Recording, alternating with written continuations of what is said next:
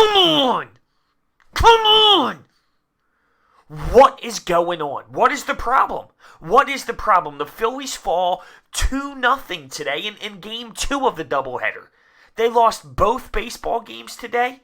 They got shut out in this second game. They struck out, 12 times? They had 4 total hits. I know they're going up against Max Scherzer. I get it. And Max Scherzer with the black eye, the guy's a competitor. As a sports fan, Max Scherzer is an awesome athlete to watch. He loves his craft. He's passionate about the game. The dude literally broke his nose yesterday on bunting in practice, at batting practice, and he is going out on that mound, and he is going to give you everything he has, and that's truly remarkable, and I respect the hell out of it. But knowing we were going up against this, I knew it was going to be tough, but I also thought that there were opportunities. Listen, Jake Arrieta essentially matched Max Scherzer, okay? I don't think that the Phillies executed when they had some sort of chances to make a little bit of production on the offensive side of the baseball.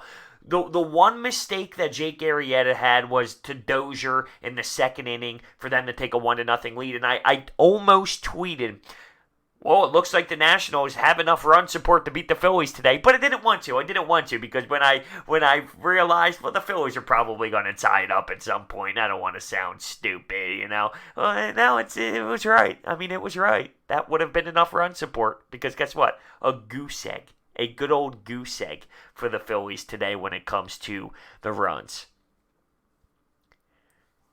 To start the game off, this bothers me, and I'm one of those believers when it comes to baseball, you're not going to hustle every single play. It's just reality, whether you like it or not. Oh, you can control your effort. That's something you can control. And I've said that before. Yeah, that is true.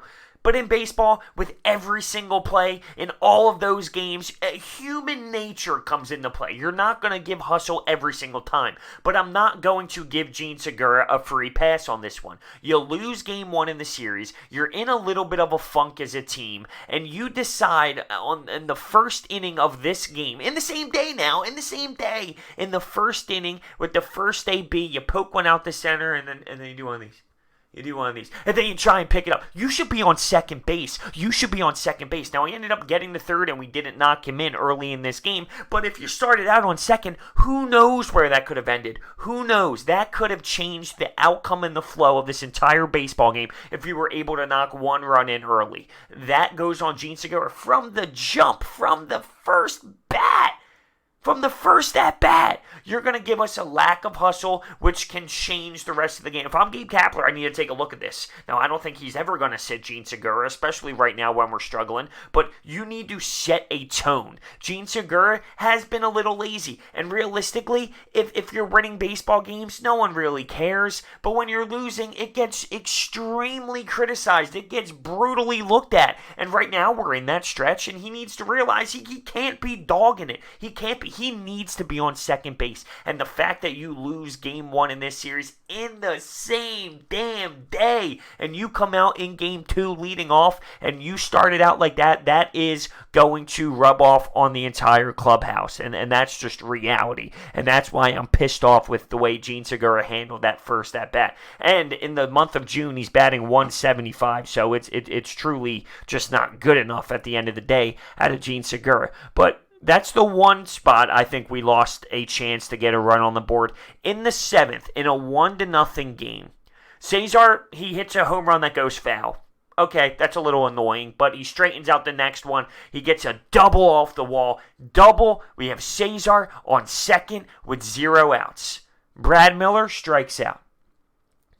This is where I would have approached this situation completely different. Andrew Knapp is batting 175. I know some people want to argue we should bunt him over to third base, and I'm okay with keeping him at second and not bunting him over because he's in scoring position right there. So with Brad Miller up, I mean, I know he's no superstar here, but whatever. Go ahead, swing, 0 outs. I don't care about moving him to third because a single can still score him anyway in the right spot. I'm okay with that.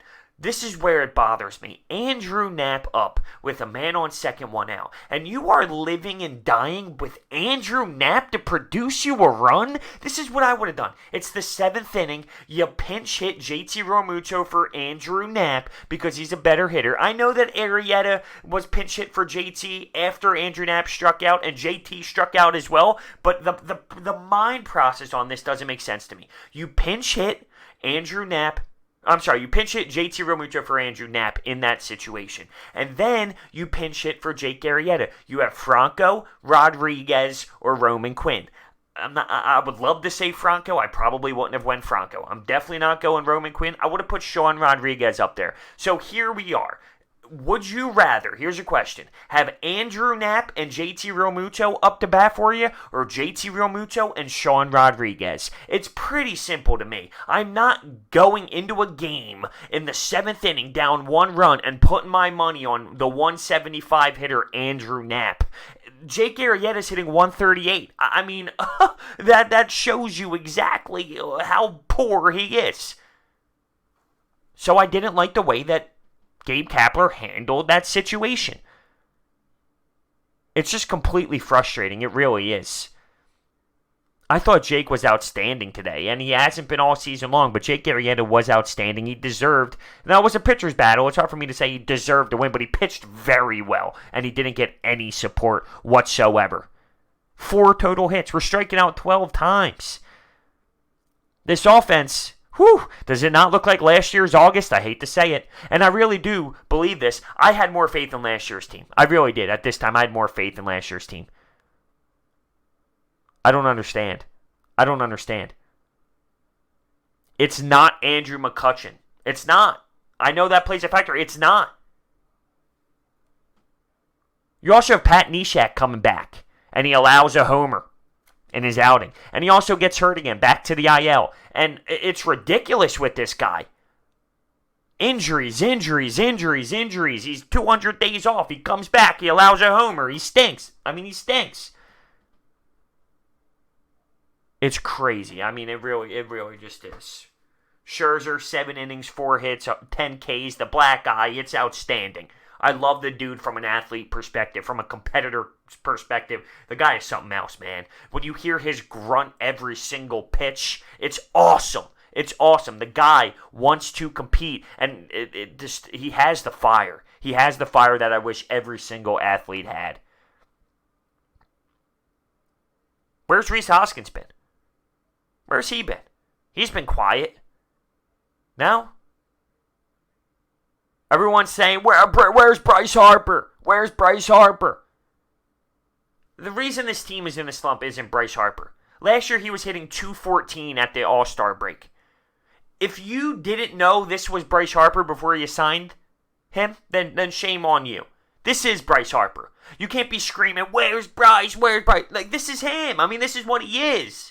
This is Bryce Harper. You should have known that before we signed him. And to argue how much money he's making is so silly. It's so nonsense. It's baseball. And at the end of the day, his AAV isn't even that bad. So just stop it with that argument. Should he pick it up a little bit? Yeah, of course.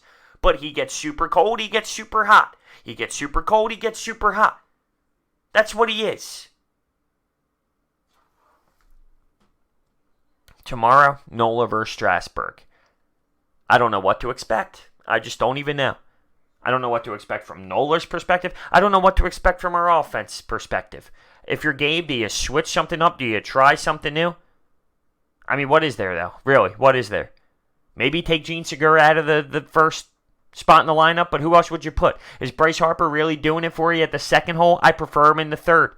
But what do you do? Really, what do you do? There's really not much you can do.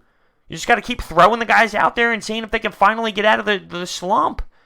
But do you sit Gene Segura? Because it's a common theme now. You're continuing to see it. The guy's not hustling. And I do think it's ridiculous to criticize every time someone doesn't hustle. But in this scenario, this one today, where you lose earlier in the day and you come out and it's the first AB of the baseball game, you have a chance to get on second and you lollygag around. Now that bothers me. That's the spot where it bothers me.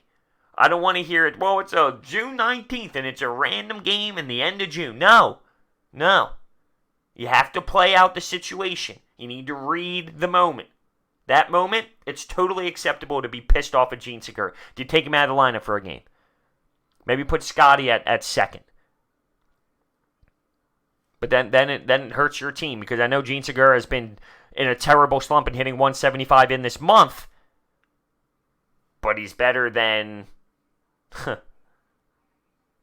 I'm sorry, did I say put Scotty at second? I meant put him at shortstop. It's better than the alternative, though, because that means you got to replace Scott Kingery somewhere, whether it was in center field or at third base. So, Gene has the ability to give you 3-4 hits in a night. It's a tough spot. I wonder how Gabe is going to play it out. He said something after the first game today. He said he loved it. He loved Sean Rodriguez's 3-0 swing. What a jerk off. I mean, it's just that simple. What a jerk off answer. I loved it. Oh, did you love it? Did you love the ground out to third base? What a nightmare this is. Let me know your thoughts. What a nightmare.